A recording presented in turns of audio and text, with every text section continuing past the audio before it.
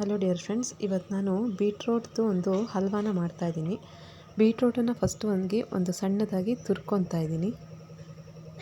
ನೋಡಿ, ಈ ಥರ ಸಣ್ಣದಾಗಿ ತುರ್ಕೊಂಬಿಟ್ಟು ನಂತರ ಒಂದು ಪ್ಯಾನ್ ಇಟ್ಟು ಪ್ಯಾನ್ಗೆ 1 ಸ್ಪೂನಷ್ಟು ತುಪ್ಪನ ಹಾಕ್ತಾಯಿದ್ದೀನಿ.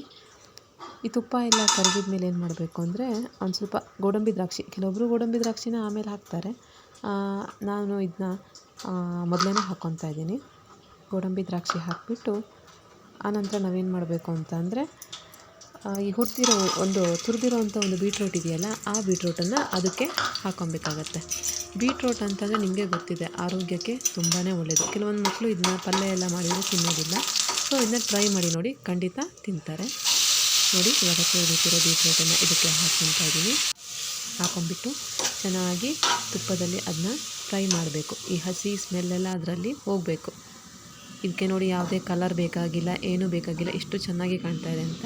ನಂತರ ಇದಕ್ಕೆ 1/4 ಲೋಟದಷ್ಟು ಹಾಲನ್ನು ಹಾಕ್ತಿದ್ದೀನಿ. ಇದಕ್ಕೆ ಸ್ವಲ್ಪ ಹಾಲಿನ ಕೆನೆಯನ್ನು ಕೂಡ ನಾನು ಹಾಕ್ಕೊಂಡಿದ್ದೀನಿ. ಈ ಕೆನೆ ಟೇಸ್ಟು ಚೆನ್ನಾಗಿ ಬರುತ್ತೆ ಹಾಲಿಗೆ.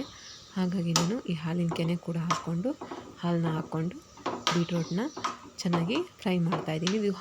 ಈ ಬೀಟ್ರೋಟ್ ಏನಿದೆ, ಈ ಹಾಲನ್ನೆಲ್ಲ ಚೆನ್ನಾಗಿ ಹೀರ್ಕೊಬೇಕು. ನೋಡಿ, ನಿಮಗೆ ಫ್ರೈ ಮಾಡ್ತಾ ಗೊತ್ತಾಗತ್ತೆ.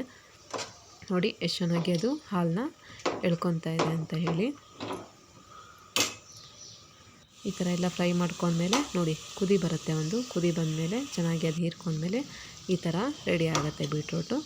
ಆದ ನಂತರ ಅದಕ್ಕೆ ಎಷ್ಟು ಬೇಕು, ಇದರಲ್ಲಿ ನಾನು 1/4 ಬೌಲಷ್ಟು ಶುಗರ್ನ ಅದಕ್ಕೆ ಹಾಕ್ಕೊತಿದ್ದೀನಿ. ನೀವು ಟೇಸ್ಟ್ ಎಷ್ಟು ಬೇಕು ಅಂತ ನೋಡಿಕೊಂಡು ಅಷ್ಟು ಶುಗರ್ನ ಆ್ಯಡ್ ಮಾಡ್ಕೊಬೋದು.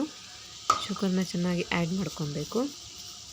ಆ್ಯಡ್ ಮಾಡಿಕೊಂಡು ಶುಗರ್ನೆಲ್ಲ ಚೆನ್ನಾಗಿ ಮಿಕ್ಸ್ ಮಾಡಬೇಕು ಅದ್ರ ಜೊತೆಗೆ, ಬೀಟ್ರೋಟ್ ಜೊತೆಗೆ. ಶುಗರ್ ಬೇಡ, ಬೆಲ್ಲ ಅಂದರೂ ಬೆಲ್ಲ ಬೇಕಾದರೂ ಹಾಕ್ಕೊಳ್ಬೋದು, ಅದು ಕೂಡ ಚೆನ್ನಾಗಾಗತ್ತೆ. ನೋಡಿ, ಈ ಥರ ರೆಡಿ ಆಗುತ್ತೆ. ಲಾಸ್ಟಲ್ಲಿ ಪ್ಯಾನಿಂದ ಹೊರಗೆ ಅಥವಾ ಬಿಡ್ತಾ ಬರುತ್ತೆ. ಲಾಸ್ಟಿಗೆ beetroot halwa ready to taste. ತುಂಬಾ ಚೆನ್ನಾಗಿರುತ್ತೆ. ಟ್ರೈ ಮಾಡಿ. Thank you.